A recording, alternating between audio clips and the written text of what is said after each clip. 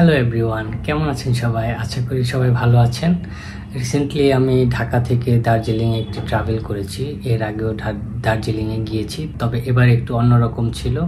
তো ভাবলাম যে ঢাকা থেকে শিলিগুড়ি এবং শিলিগুড়ি থেকে কালিম্পং দার্জিলিংয়ে যাওয়ার ব্যাপারটা এটা একটু সবার সাথে শেয়ার করা একটু প্রয়োজন মনে করছি। কারণ অনেক সময় দেখা যায় অনেকেই নানা রকম প্রশ্ন জাগে যারা প্রথমবারের মতো ট্রাভেল করছেন।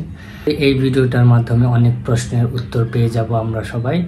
আর যদি কোনো প্রশ্ন এই ভিডিওটির মাধ্যমে কভার করতে না পারি, তবে অবশ্যই আপনারা আমাকে কমেন্টসে জিজ্ঞেস করতে পারেন। আমি চেষ্টা করব সবচেয়ে ভালো উত্তরটা দেওয়ার জন্যে। তো চলুন ভিডিওটা শুরু করা যাক।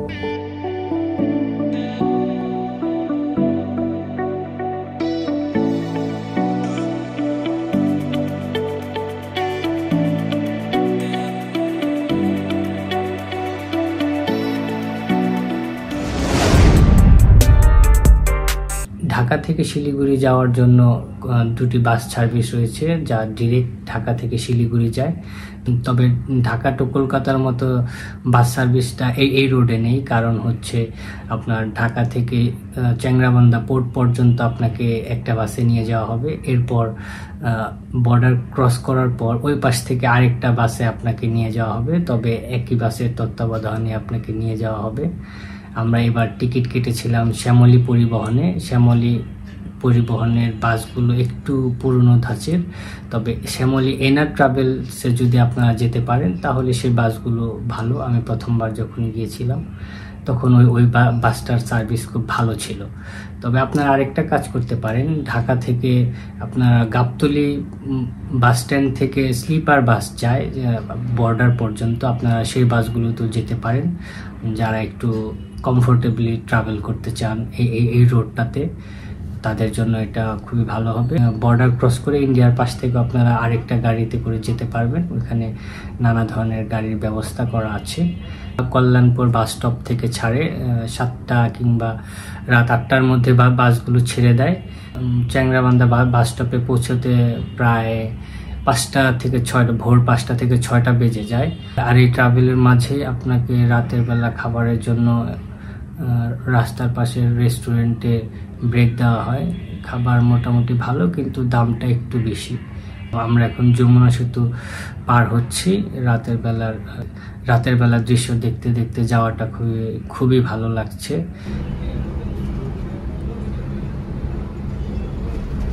ভোর 6টার দিকে আমরা চ্যাংরাবান্ধা পোর্টে এসে পৌঁছাই। বাংলাদেশ সাইডে ইমিগ্রেশনের কাজ শুরু হতে হতে 9টা সাড়ে 9টা বেজে যায়।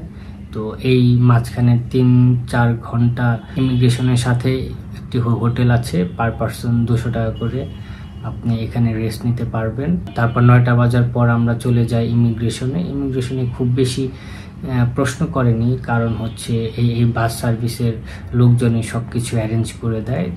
প্রশ্ন করবে তো সব থেকে বেশি ইম্পর্টেন্ট যেটা, আপনি যদি চাকরি করেন তাহলে অবশ্যই আপনি একটি লিভ এনওসি নিয়ে নেবেন, কারণ এই লিভ এনওসির জন্যই আপনাকে বেশি কোশ্চেন করা হয়।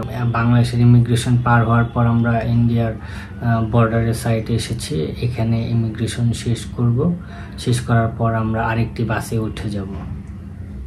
ইমিগ্রেশন শেষ করে আমরা এখন আরেকটা বাসে উঠবো, এটা সরাসরি শিলিগুড়ি নিয়ে যাবে আমাদেরকে। এই বাসটার অবস্থাও খুব একটা ভালো নয়, এসি কাজ করে না বললেই চলে।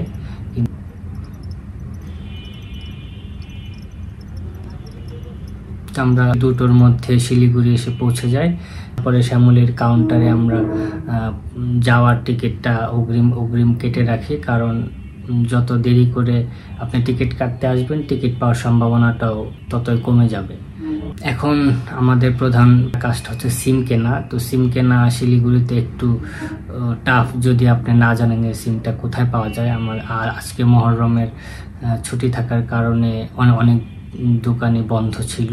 অনেক খুঁজে আমরা একটি সিমের দোকান পেয়ে যাই, কিন্তু সিম কিনতে অনেক সময় চলে যায়। ফাইনালি আমাদের সিম কেনা শেষ হলে বিকেল 3:30-4টার দিকে আমরা কালিম্পংয়ের উদ্দেশ্যে রওনা দেওয়ার জন্য শেয়ার জিপের বাস স্ট্যান্ডে চলে আসি।